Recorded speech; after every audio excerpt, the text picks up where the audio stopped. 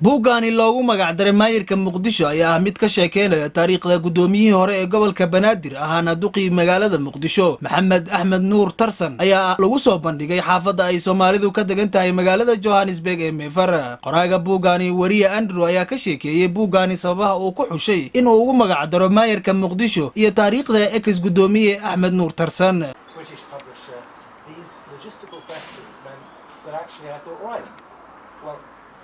Let me seize that opportunity to write his story, and I'm glad I did, and I think he's an interesting guy. And people have asked me, do you like him? And I do. I think he's a hard man sometimes to get to know because he puts up this caricature almost, this tough guy. waxaana markii uu soo gabagaboobay bandhiga buuggaani halkaasi kula sheekaystay qaar ka mid ah muwaadiniin Soomaaliyeed oo iibsaday buuggaani iyo sababaha ay u iibsadeen iyo waxyaabaha ay isleeyihiin waa ka faa'iidi doontiin buuggaani. waxaan hay xogaya jeedid Soomaaliyeed bandhiga buuggan oo qoray la yiraahdo Andrew Hadi oo la yiraahdo Mayor of Muqdisho oo laga qoray dowladda gobolka Muqdisho Axmed Nuur Tarsan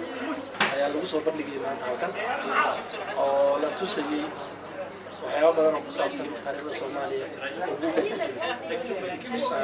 Andrew Hadi oo ahaa qoraaga buuggan oo la joogay sida uu sheegay waxaa ka soo qayb gashay dhalinyaro Soomaaliyeed iyo wax garata maamulka jaariyadda waxaana gabagabadii lagu soo gabagabeeyey doorashada buugga sida qorayga warkiisa buuggan weyn waxaa bulshada Soomaaliyeed dhexdeeda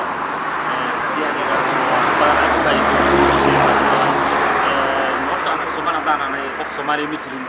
taariikhda soo qoray kadib dagaaladii waana aad ugu faraxsanahay inaan barnaamijkan qayb ka noqono soo dhaweyno buuggan kana qayb qaadano qadadiisa loo sameeyay buuggan iyo qoraagiisa taariikhda Soomaaliyeed oo loo hadlay. بسم الله الرحمن الرحيم. مقعي محمد أحمد شوري ومقعي دحى جماش كنا نور حافظ ميفر جوهانسبرغ ما أنتم عن قصة قلي فرتان بوغان اللي يراهدو مير مقدشو كشكينا نلاشي ترزم iyo nolosha Soomaalida magaalada Muqdisho iyo arrimo badan oo Soomaaliya ku saabsan sababaha marka waxay ahayd inaan mid koowaad aan ku dhiirigeliyo ninkan qoraaga ah ee ajnabiga ah ee waddankaygii intuu tagay damcay ama maxaa la jiray qoraasada ku qoro inaan ku dhiirigeliyo mid kale inaan wax ka barto waxyaalihii waddankii intii aan yaraa ama aan ka soo tagay ka dhacay iyo special magaalada aad u jecelahay magaalada Muqdisho. buuggan ayaa buug ka hadlaya maayirkii hore ee magaalada Muqdisho Maxamed Nuur Tarsan jirish Axmed Nuur telefishinka caalamiga ee Kalsan magaalada Johannesburg dalka Koonfur Afrika.